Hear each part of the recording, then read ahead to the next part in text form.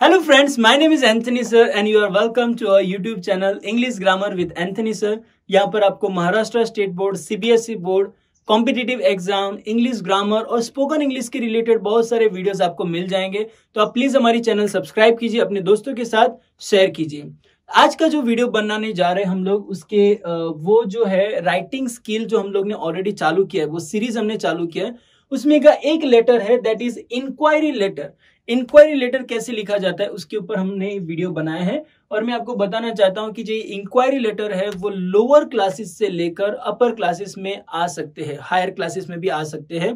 जैसे कि 7, 8 से लेकर 12वीं तक तुम्हें ये लेटर पूछा जा सकता है। तो इसलिए ये वीडियो बहुत इंपॉर्टेंट है और मैं चाहता हूं कि वीडियो की शुरुआत से लेकर अंत तक आप हमारे साथ बने रहिए। So first of all let's see inquiry letter होता क्या है। So letter of inquiry and inquiry letter is a formal letter. सबसे पहले ये फॉर्मल है, इनफॉर्मल नहीं है। And return to inquiry and get details regarding something that a person wants to gain further knowledge about, मतलब जिसके बारे में तुम्हें सिर्फ नॉलेज चाहिए, ऑर्डर नहीं कर रहे हो, सिर्फ नॉलेज चाहिए, उसके लिए तुम इंक्वायरी कर रहे हो। The method for writing an enquiry letter has been discussed in detail here. यहाँ पर हम लोग डिटेल में उसकी ये करेंगे। ओके, फिर उसके बाद हम लोग देखते हैं कि उसका फॉर्मेट जो होता है वो जनरली जो फॉर्मल लेटर का जो फॉर्मेट रहता है वही होता है, जहां पर हम लोगों को सेंडर्स का एड्रेस देना है, रिसीवर्स का एड्रेस देना है, फिर date, sender's address, date, receiver's address, subject होता है, फिर उसके बाद बॉडी सैल्यूटेशन होता है, वहां पर बॉडी पार्ट आता है जिसमें पैराग्राफ 1, पैराग्राफ 2 और पैराग्राफ 3। फिर उसके बाद complimentary and sender's name, signature and designation. अगर तुमने एड्रेस यहाँ पर नहीं लिखा है तो तुम्हें एड्रेस यहाँ पर लिखना पड़ेगा। ये एक जनरली पैटर्न है। ओके, तो पैराग्राफ 1 कैसा होता है, उसमें इंट्रोडक्शन होता है और तुम्हारा पर्पस रहता है डिटेल ऑफ द इंक्वायरी, मतलब जो इंक्वायरी है उसकी डिटेल डाली जाती है और उसके बाद कंक्लूजन दिया जाता है जिसमें तुम रिक्वेस्ट करते हो और थैंक यू भी बोलते हो, वो कंक्लूजन में आ जाएगा। ओके, तो यही फॉर्मेट में हम लोगों को एक सैंपल मैंने दिया है यहाँ पर, जहां पर डेट मतलब एड्रेस, उसके बाद डेट है, receiver's address, subject of the letter, फिर सैल्यूटेशन होता है, बॉडी पार्ट, सेम वही पॉइंट यहाँ पर भी बताए और यहाँ पर हम लोग फटाफट एक एग्जाम्पल भी देख लेंगे। ओके, तो यहाँ पर हम लोग एक एग्जाम्पल देखना चाहते हैं। अगर तुम्हें लेटर दिया गया है जहां पर तुम इंक्वायरी बताना चाहते हो तो तुम्हें क्या करना होता है, यहाँ पर 1, 2, 3 और 4 लाइन के अंदर तुम्हें एड्रेस लिखना है और फिर यहाँ पर ये एड्रेस रहेगा सेंडर्स एड्रेस।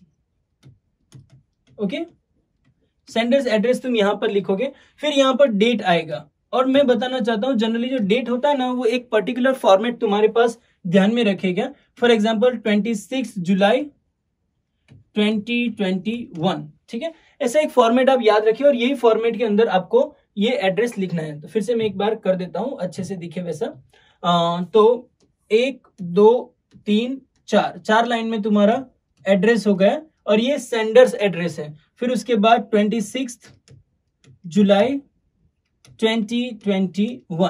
ओके, फिर उसके बाद यहाँ पर 2 रहेगा और जनरली तो तुम जो इंफॉर्मेशन निकालना चाहते हो वो ऑर्गेनाइजेशन, कंपनी हो सकता है। तो यहाँ पर लिखो द मैनेजर, मतलब जो ऑफिस होती है जिसकी, उनका नाम वहां पर लिखना होता है मैनेजर फॉर एग्जांपल। फिर वो ऑर्गेनाइजेशन का नाम होता है, उसका एड्रेस 2 लाइन के अंदर उनका एड्रेस हो जाना चाहिए, ठीक है। और फिर उसके बाद यहां पर आएगा तुम्हारा सब्जेक्ट, और सब्जेक्ट का सिर्फ SUB लिखने की जरूरत नहीं, पूरा का पूरा सब्जेक्ट तुम्हें लिखना है। और सब्जेक्ट लिखने के बाद तुम्हें यहां पर इंक्वायरी फॉर,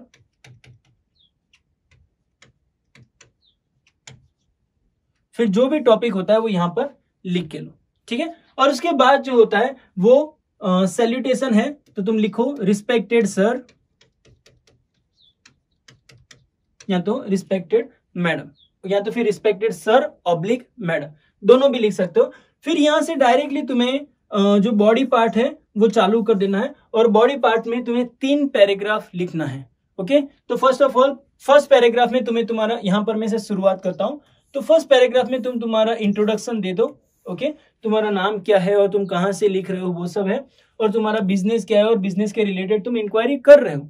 ओके, नेक्स्ट में तुम्हें वो डिटेल में एक्सप्लेनेशन करना होता है, जो तुम्हारी इंक्वायरी क्या होती है उसको डिटेल में एक्सप्लेन करो। और लास्ट में I would like to hear from you as soon as possible, ठीक है। इस प्रकार के सेंटेंस लिखकर तुम यहाँ पर क्लोजिंग दे सकते हो। क्लोजिंग रहेगा योर्स ट्रूली या तो योर्स फेथफुली और उसके बाद तुम्हारा नाम रहेगा, नेम, सिग्नेचर और डेट वहां पर डाल दो। डेट ऑलरेडी तुमने डाला है तो यहाँ पर डालने की जरूरत नहीं।